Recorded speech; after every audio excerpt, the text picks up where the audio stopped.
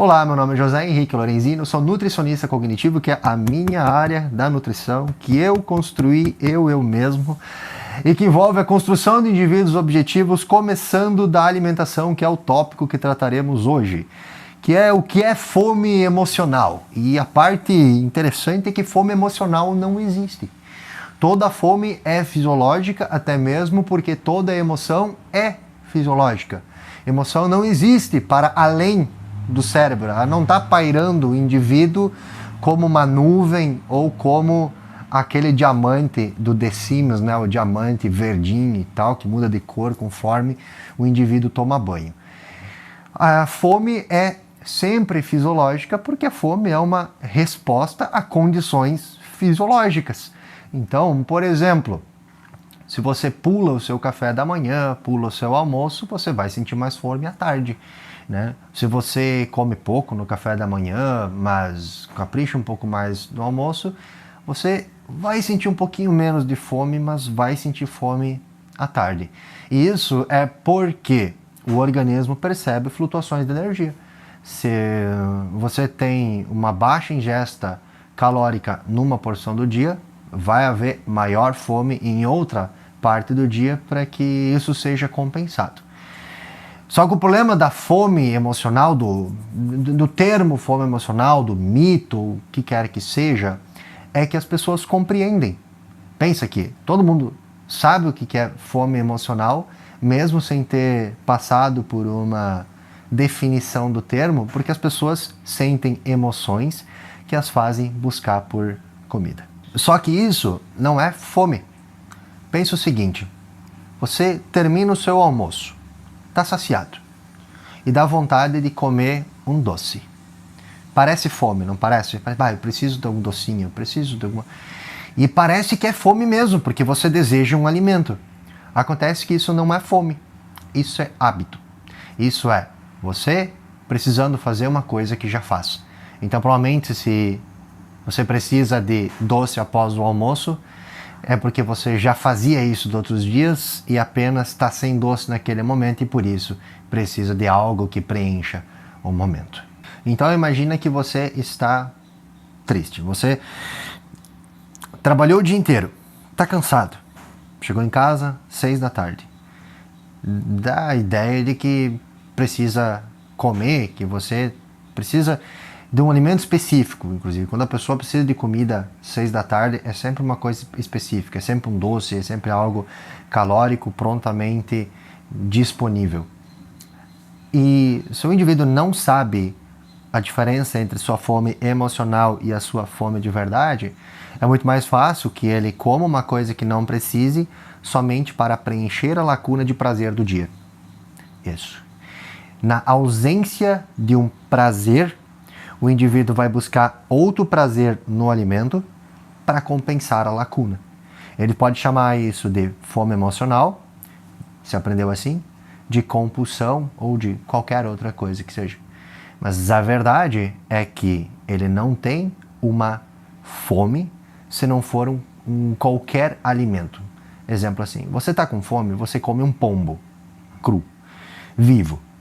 Mas se você precisa selecionar o que é para comer e isso é palatável, quer dizer, é doce, é gostoso, provavelmente não é fome. E eu cito um exemplo. Então imagine que você acabou de ir para um rodízio, né?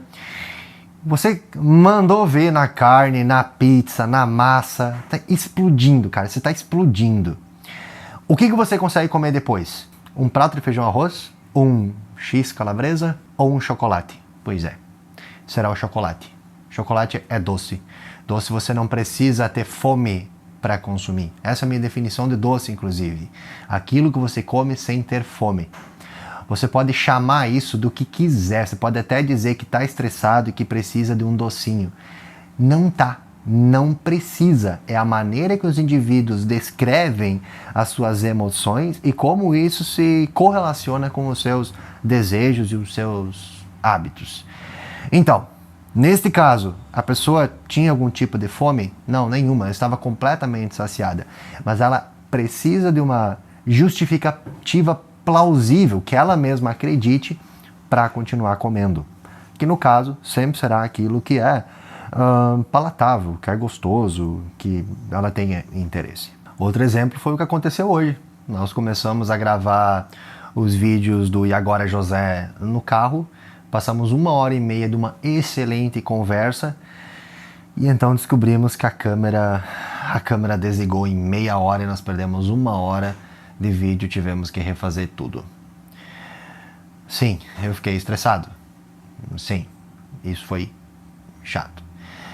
E ao chegar no meu horário da minha refeição, eu comi um pedaço de bolo.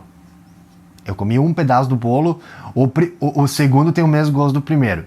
Fiz a minha refeição, tomei meu iogurte de whey.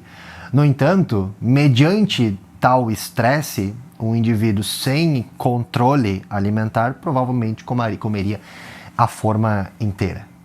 Ele pode chamar isso de fome emocional, dado que ele sente algo que ele precisa compensar com o alimento, que era a lacuna de prazer. E isso vira desculpa. E se o indivíduo aprende a nomear as coisas dessa maneira, isso certamente vai começar a fazer parte das desculpas dele. E com o passar do tempo, essa fome emocional está em tudo que ele precise saciar imediatamente e que não é por alimento. É uma compensação aos desprazeres da vida. Agora vamos pensar da seguinte maneira. Para que tu tenhas controle não sobre as emoções, porque as emoções objetivamente não se controlam, tu controla a resposta a elas. Mas o que tu podes fazer com as emoções é saber o que está sentindo. E isso é importante. É ali onde as coisas começam a mudar, porque o indivíduo que sabe aquilo que sente, consegue descrever, tem compreensão e consegue surgir como alternativa para isso.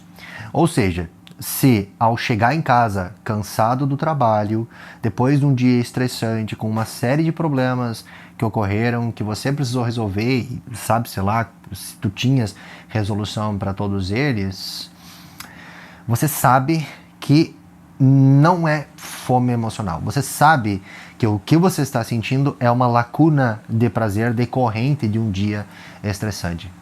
Se você tem inteligência emocional para saber disso, a alternativa seria fazer a refeição da dieta e talvez ver TV ou resolver outro problema, ler, seguir a próxima tarefa, não importa.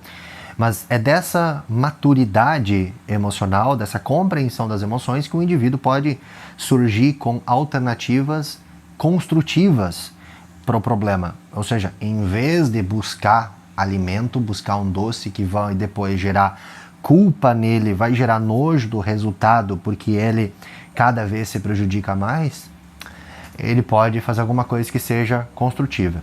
E isso é um ponto importante. Guarda essa frase para a vida. O que não te constrói, te prejudica.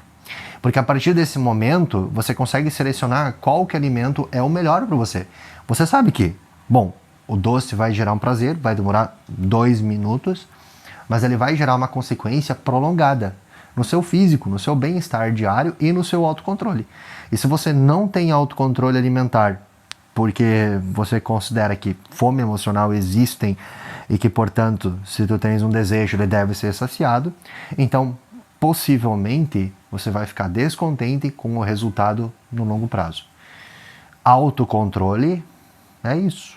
Autocontrole é quando você é capaz de adiar um prazer imediato para ter um reforço futuro. E isso pode começar a simplesmente sabendo que não existe fome emocional, toda fome é fisiológica e que fomes fisiológicas, a fome de verdade, se sacia com alimentos que são benéficos à fisiologia. Outro problema comum é o indivíduo falar que existe fome psicológica, porque só mudam os nomes, né? Fome psicológica ou que comer determinado alimento é bom para o psicológico, que são só desculpas plausíveis para o indivíduo. Se ele aprendeu que isso existe, ele vai comprar essa ideia, é muito fácil de comprar essa ideia, vai comer o que não precisa, vai estragar o seu físico, estragar o seu objetivo, ficar cada vez mais distante daquilo que ele gostaria de ter atingido, não vai resolver nenhum problema, vai sentir culpa, nojo de ter falhado na dieta ou de talvez não ter dieta alguma. E simplesmente continuar comprando a própria mentira. Ok, então como é que eu identifico que eu estou com fome? Bom, simples. Fome não é seletiva. Fome é fome. Fome com alimento. Alimento de verdade. Alimento que alimenta. Então, se você tem alguma especificidade do que você precisa consumir, observe que são coisas palatáveis, prazerosas, que geralmente estavam inseridas nas rotinas anteriores a você mudar a sua alimentação, começar um plano alimentar, mudar a sua dieta, e você apenas está encontrando uma justificativa para eles. Pura e simplesmente é isso. Quanto menos as pessoas dependem dessas nomeações bonitas para justificar a própria falha, mais dentro do plano alimentar, mais dentro dos seus objetivos elas estão. O exemplo mais simples, citado anteriormente, é da compulsão alimentar. Até hoje, eu conheci uma pessoa que tinha compulsão alimentar. Uma pessoa em 8 anos trabalhando com alimentação, e era um indivíduo que desligava quando precisava de alimento e comia qualquer coisa que não fazia o menor sentido. Então ele era capaz de comer um macarrão cru.